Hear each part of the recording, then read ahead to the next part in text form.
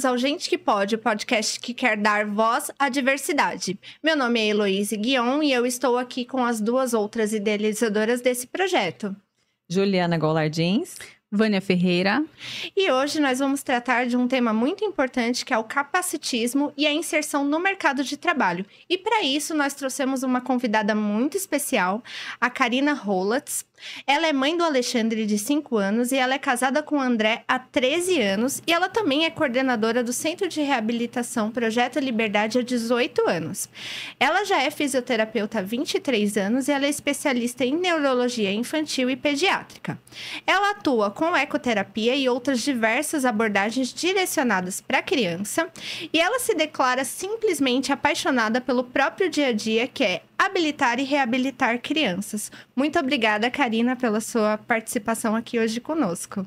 Eu que agradeço. É um prazer enorme estar aqui com essas 3 divas da reabilitação e humanas, né? Que é o mais importante. E vai ser um prazer compartilhar um pouquinho com vocês. Para a gente é muito legal ter você aqui, até porque você foi tema na primeira temporada. Nós falamos de você algumas vezes. E, Karina, a gente está aqui hoje para conversar desse tema tão pertinente. Então, assim, quando nós estamos reabilitando, quando nós estamos habilitando os nossos pacientes, nós estamos pensando para além do ambiente terapêutico, nós estamos pensando em como extravasar o que é feito ali para o dia a dia. A gente está pensando em tornar os nossos pacientes pessoas produtivas, né? Nós tivemos aqui um convidado super especial, o Gustavo. Ele é um paciente com mielomeningocele e ele veio falando o quanto isso o magoava. Né? Como ser visto, né? Ele usou a palavra coitadismo, né? Como ser visto como esse coitadismo, as pessoas não me veem como uma pessoa capaz de prover. E ele é uma pessoa formada em faculdade, ele conseguiu aí alcançar vários objetivos, tem muitos objetivos. Então, assim, como nós dissemos, na primeira temporada nós trouxemos muitos relatos, mas agora nós queremos trazer uma transformação na vivência, na prática. E por isso que a gente chamou aqui você, e eu queria que você conversasse um pouquinho hoje sobre a sua experiência com isso. Perfeito. Bom, eu sempre defendo isso, né? Eu acho que o atendimento terapêutico, ele tem que ir além do consultório, da sala de reabilitação, né? Eu sou privilegiada porque o nosso centro de reabilitação, ele fica meio à natureza, né? A gente trabalha com terapia assistida por animais. Então, a gente tem um ambiente maior, né? Mais propício para vivências externas. E é justamente isso. A gente não vai só habilitar e reabilitar um paciente fechado numa sala, né? Com posicionado para fazer determinados exercícios. Eu acho que vai muito além. A gente tem que trabalhar, assim, habilidades, funções, né? Que é o que a vida espera da gente, né? E vocês me deram um tema, assim, bem importante, né? O capacitismo, né? Eu acho que isso, infelizmente, nos dias de hoje, ainda existe, né? Isso é algo que a gente gostaria de não falar mais, né? Esse preconceito, essa pouca possibilidade do deficiente ser visto, mas ainda é a nossa realidade e a gente tem que abordar, né? E eu acho que a gente tem que ter esse olhar, sabe? De expandir as abordagens, de ver além da caixa, né? De ver aquele indivíduo com as suas qualidades.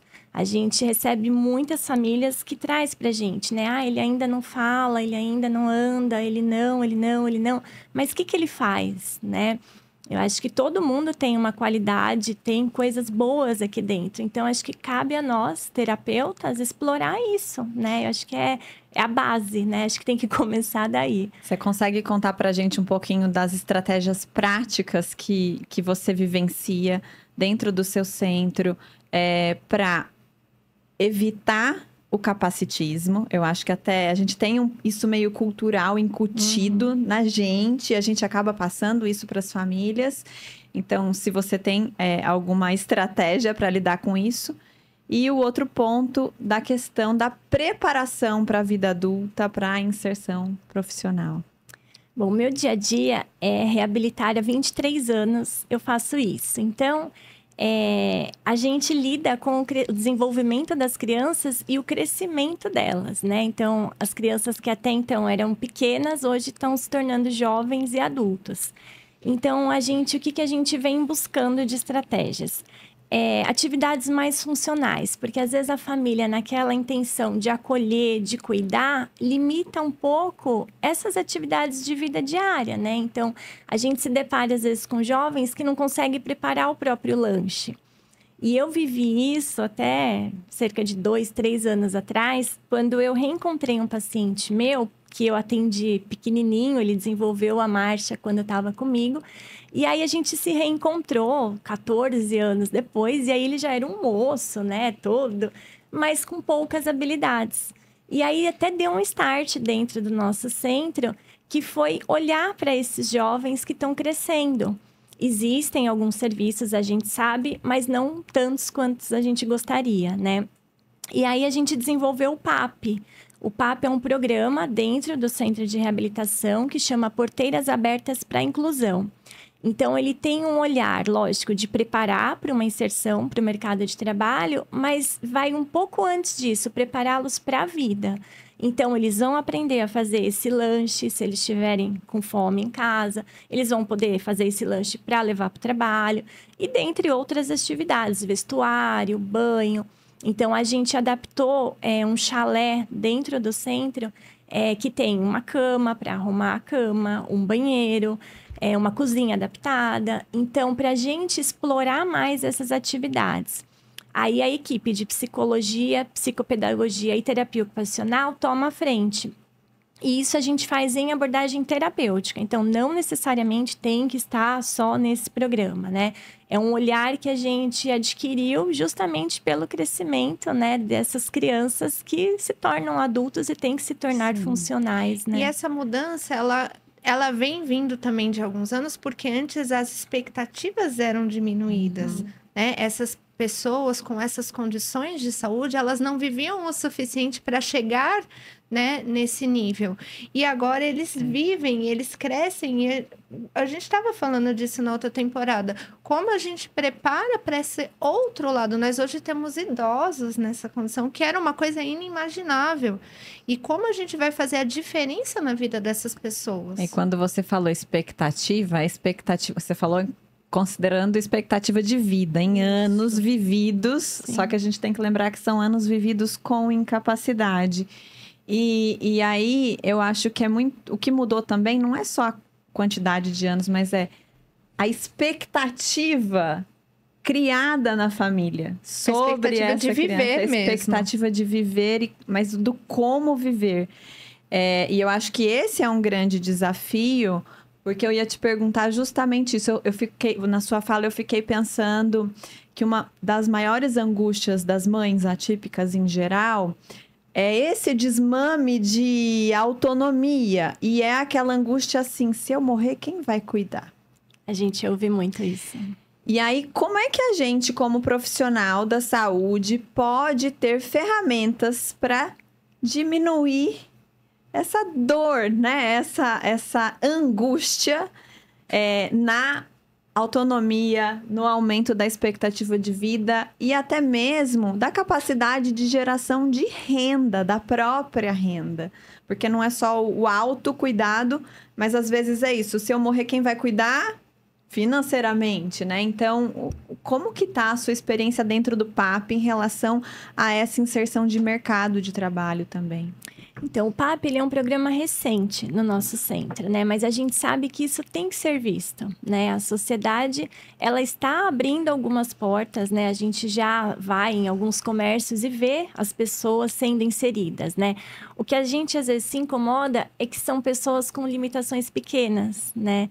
E eu acho que cabe a nós, terapeutas, mostrar que não é porque faz uso de uma cadeira de roda, sabe, que tem alguma deficiência visualmente vista, que é incapaz. Eu acho que isso é uma coisa que era um pensamento muito antigo, né? A gente está em 2024, então eu acho que as coisas estão evoluindo e isso tem que ser algo aplicado, assim, diariamente desde a pré-escola, sabe? É inclusão, então a inclusão tem que ser efetiva, né? É algo assim que eu luto muito, sabe? Porque a gente tem mania de gerar um preconceito, né? Ah, ele está na cadeira de roda. Mas e daí? Né? É um corpo, mas tem uma cabeça, tem um sentimento, tem voz, né? E isso se estende para tantas outras patologias, né? Ah, é autista. E daí, né? Tantas pessoas são autistas que a gente nem tem conhecimento, né? Então, eu acho que tem que ter um olhar também nosso como terapeuta, lógico, mas inserir isso culturalmente, né? A gente tenta fazer a nossa parte como terapeuta, né? A gente treina habilidades, treina função, faz atividade externa. A gente tenta trazer o máximo de demanda para eles. Mas eu acho que, uma vez prontos, eles também têm que ser vistos da maneira que eles se colocam, né? E eles estão prontos. Tem muita gente capacitada. Tudo bem, existe a limitação? Ok, todos nós temos, né? Mas de ser visto como uma pessoa capaz, né? A gente fala muito de acessibilidade, né? A gente precisa de acessibilidade, precisa de inclusão. E a maior parte da sociedade ainda acha que a acessibilidade e inclusão é por rampa. É por rampa, é por um elevador, é ter um local demarcado, Exatamente. é ter uma vaga. E não é. Inclusão é eu ter uma empresa e eu contratar uma pessoa com deficiência para trabalhar na empresa, independente do que ele usa para se locomover. E não só para cumprir uma cota, porque é o que a gente vê muito. Às vezes a gente vê empresas que empregam, mas única e exclusivamente porque elas precisam preencher uma cota. E de uma forma capacitista, até porque os outros funcionários, a sociedade no geral não está acostumada com uma pessoa com deficiência transitando ali, então a gente limita a capacidade de resolução de problemas daquela pessoa. Não, ela é capaz como qualquer outra. Ela só tá numa cadeira de rodas. É isso que ou seja, lá o que for. É isso, sabe? Eu acho que é que pra gente, não sei se a gente é da área, é tudo muito simples, né? Ele é o deficiente. nosso dia a dia, né? Ok, né? O que tem de diferente, Sim. né? Por que você não entende isso, né? Eu não vejo problema, né? Eu acho que problema tem quem vê dessa forma, né? Lá no projeto, a gente tem 3 funcionários que eles são do PAP, né? Desde quando começou. E eles são remunerados porque eles trabalham como os meus demais colaboradores. E eu faço questão de, na data do pagamento, a gente contribuir com eles financeiramente, porque eles precisam, eles se dispõem, eles dão tempo da vidinha deles, né, para estar com a gente. E a gente trata igual, porque tem que tratar igual, né? E é muito importante mesmo. Mas você acha que existe também, talvez, um capacitismo partindo até das próprias famílias, de achar que aquela criança, aquele adolescente, ele não vai de fato ser produtivo? Eles colocam nessa bolha e protegem também? Às vezes inconscientemente, né? Sim. Ou às vezes por falta de informação, que não deveria acontecer, né? Eu tenho acompanhado o podcast de vocês e eu vejo que, assim, a gente luta para que as informações cheguem, né? Que o atendimento humanizado aconteça. Mas às vezes não chega, né? Mas a gente se esforça para que, poxa vida, né? Não tem por que a gente ver a deficiência mais, né? A questão de não olhar para a deficiência, ou seja, olhar para um déficit no nível de estrutura e função de corpo. E começar a entender, enquanto sociedade, que a gente também é responsável pela incapacidade daquela pessoa. Porque esse contexto é uma barreira. E no modelo lá que a gente tem, o modelo biopsicossocial da CIF, que é a Classificação Internacional de Funcionalidade, a gente olha para a condição de saúde pensando, sim, no nível de funcionamento ali de estrutura e função de corpo, mas não é só aquilo. É o nível das atividades, então é daquele indivíduo com ele mesmo, o que ele dá conta ali, e dele enquanto um ser social. E aí a gente vê, e aí ele pode ter limitações em desempenhar esse papel social, porque existem barreiras externas, ambientais, que não o deixam, né? E que potencializam essas limitações na participação. Então, ele até teria um potencial maior se essas barreiras sociais não estivessem ali. Você falou muito de a gente olhar de uma maneira igualitária, mas talvez seja até com equidade, né? Então, assim, tá bom, eu tenho a cota, mas eu quero que ele desempenhe exatamente a mesma coisa ou numa alta performance. E às vezes você tem uma pessoa ali que tem uma deficiência intelectual ou alguma outra questão que ele não vai ter exatamente aquele mesmo nível de desempenho, high performance, mas ele contribui sim com toda a estrutura dentro do seu nível de potencial da empresa. Então, a gente também oferece... Você não dá tarefas para um perfil de pessoa se ela não é capaz de. Dentro da empresa tem isso. Você tem a divisão de tarefas para que aquilo tudo funcione como uma engrenagem. Então, se a gente também, como sociedade, não só disponibilizar a cota e faz aí... Não, deixa eu entender o perfil dessa vaga, o perfil desse candidato e tentar encaixar as exigências, as funções, entender que isso é importante dentro da engrenagem como um todo, porque você dá acesso, você faz o dinheiro girar dentro dessas famílias, dentro... Você faz aquele ciclo, né, de consumo também chegar nessas famílias, elas terem possibilidades, né, de gerar a própria renda, mas também de consumir, de alimentar a cadeia, né? Perfeito, sua fala. Porque é isso, né? E eu não sei porque não existe um treinamento, né? A gente vai se candidatar a uma vaga. É passado um script, você tem que ter essa formação, você vai atuar aqui. E eu não sei se já vem um preconceito, vai chegar uma pessoa com síndrome de Down. E às vezes eles nem passam a função daquele cargo. Não explica sobre o que aquela pessoa está fazendo lá, né? Então eu acho que fica um delay. Recebem, né, um treinamento quando entra. Quase todas as empresas, elas têm um treinamento, porque com essa pessoa, e eu acredito que não superestimar, mas também não subestimar. Eu vou colocar ele para colocar daqui, tirar daqui, mesmo que aquilo não tenha nenhuma função, porque é só o que ele consegue e eu preciso preencher ali uma cota, e isso não pode. Eu acho que a gente fala, né? A gente fala do quanto que as famílias preparam essa pessoa para ser independente. A gente fala um pouco da superproteção que todas as mães acabam tendo. Às vezes as mães acabam até atrasando um pouco isso, né? Não vai, deixa aquela coisa de telha aqui embaixo da asa. Mas tem uma coisa que é muito importante, eu acho que eu já até conversei sobre isso com a Ju. O quanto essas empresas também estão, de fato, se preparando para receber essas pessoas. Até em relação a essa questão do capacitismo, os meus colegas de trabalho, né? Talvez a empresa ali, o gestor, esteja legal com as leis, mas e meu colega que vai sentar do meu lado? Ele foi preparado? Ele sabe o que é capacitismo? Ele sabe o que é uma pessoa com deficiência? Então, acho que as empresas precisam também preparar, não só para receber, se preparar não só para receber essa pessoa, mas preparar toda a sua equipe. Eu acho que é uma educação que tem que vir por parte da empresa também. Não é só a barreira física, arquitetônica, mas a barreira humana, ela é maior do que qualquer coisa. Acho que isso, às vezes, coloca as mães nessa situação de superproteção. Não é só o medo das dificuldades mais físicas, das limitações, mas esse medo do mundo, e eu sempre falo isso, que difícil não é ter um filho, eu acho que a Vânia vai entender muito, difícil não é ter um filho com deficiência, é o mundo que a gente tem que enfrentar com eles. É isso. São a falta de recursos que a gente recebe nos tratamentos, os tratamentos além das nossas possibilidades, você não conseguir matricular seu filho numa escola.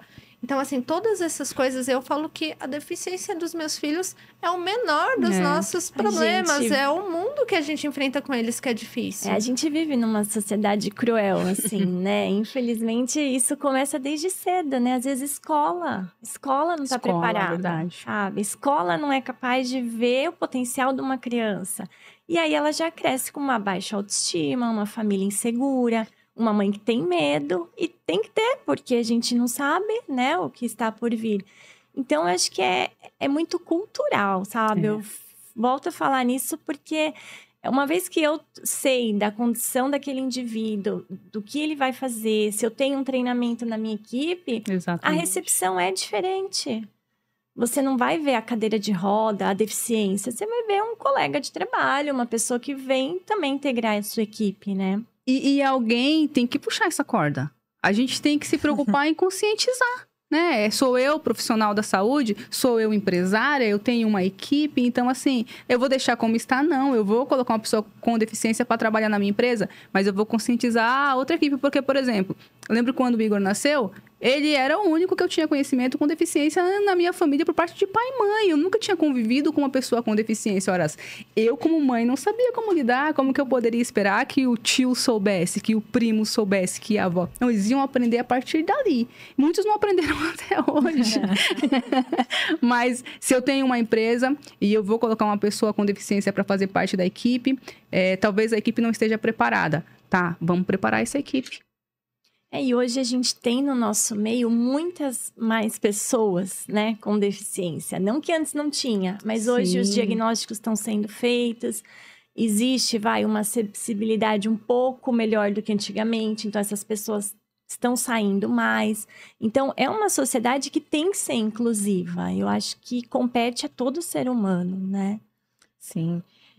Fala um pouquinho pra gente como é que é lá no seu serviço essa questão de preparação dos seus profissionais para lidar com o capacitismo.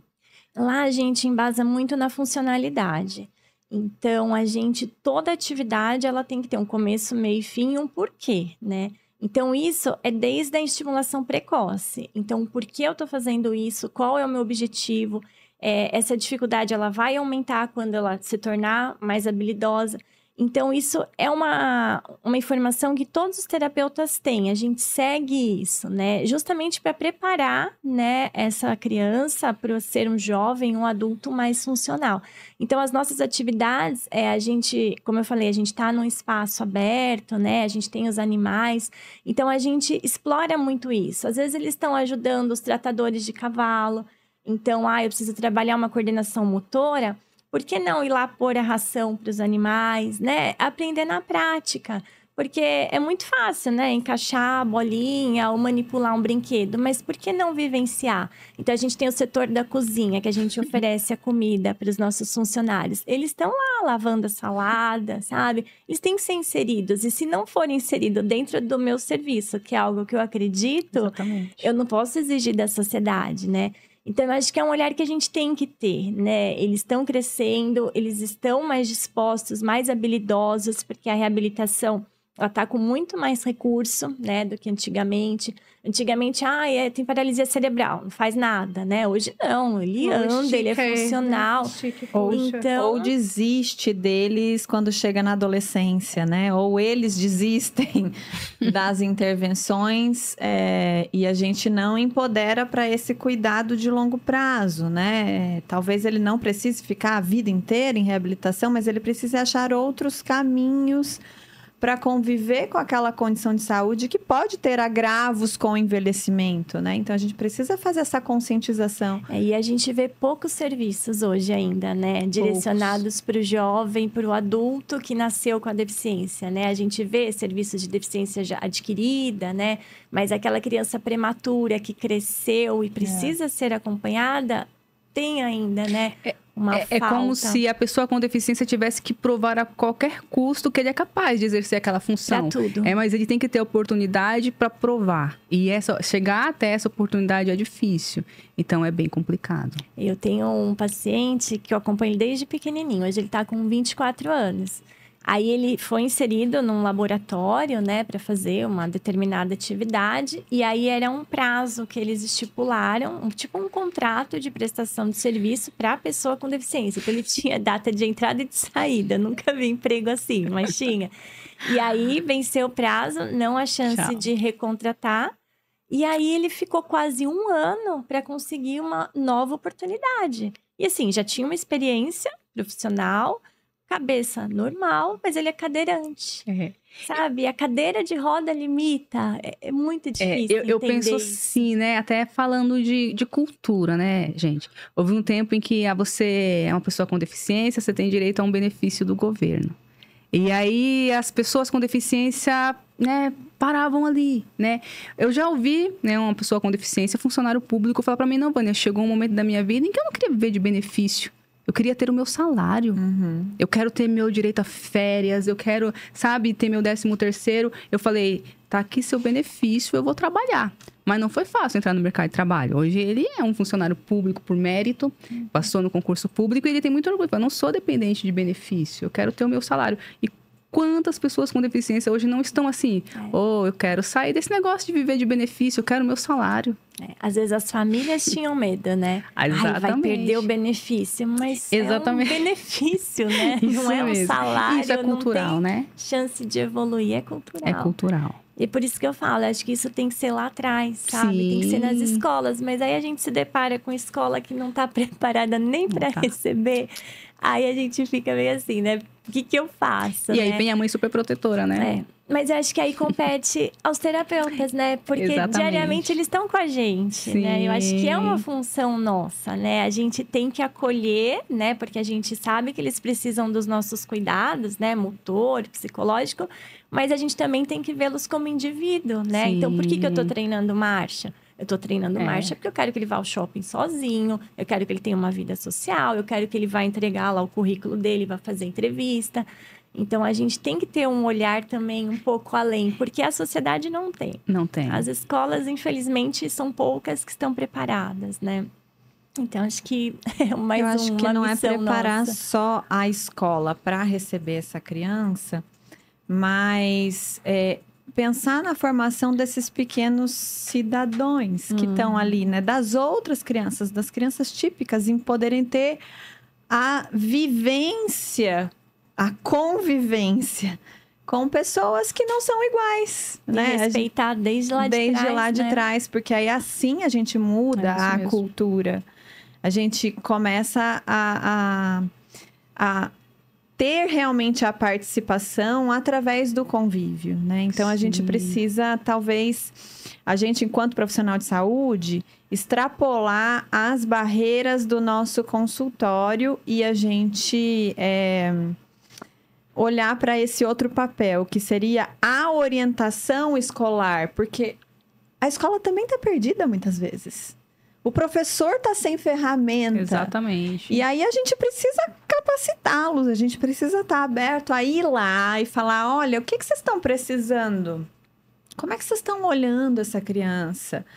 E como é que a gente está olhando para as outras crianças convivendo com essa criança? Porque não é só isso, não. Então, vamos instrumentalizar só para atender esta criança. Não, vamos olhar para ela, para o que ela precisa para ser inserida, mas o que as outras precisam para inseri-la e todo mundo conviver. É isso. É porque a gente até tem uns relatos, assim, né? De profissionais nossos que vão para as escolas, né? Ver desde a cadeira, adaptação, na hora do lanche, a educação física. Mas você fala daquela criança, né? Aí você fala com o professor, tem que fazer isso e isso. Mas se o amiguinho, a professora daquela atividade não está preparada, que vai continuar sofrendo da mesma forma. E o papel da mãe típica também. No caso do Alê, do seu filho, não faz muito diferença. Ele cresceu ali naquele meio. Então, para ele, aquilo é tão natural. Então, mas para a maioria, eles só vão conviver com uma criança assim quando eles vão para a escola.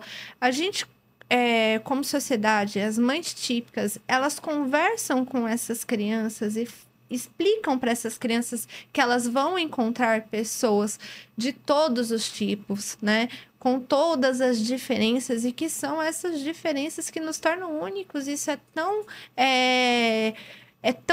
bacana ser único, né? É tão especial ser único. Então, assim, você é única pelas suas particularidades. A Ju é única pelas particularidades. E aquela criança com deficiência, ela é única pelas particularidades. E essa criança só vai entender isso quando eu, dentro da minha casa, fizer a diferença de conversar com essa criança, de que ela vai estar no lugar onde as pessoas vão ser. E aí vai para muito além, vão ter pessoas de todas as cores, vão ter pessoas de todos os pesos, vão ter pessoas de todos os tamanhos.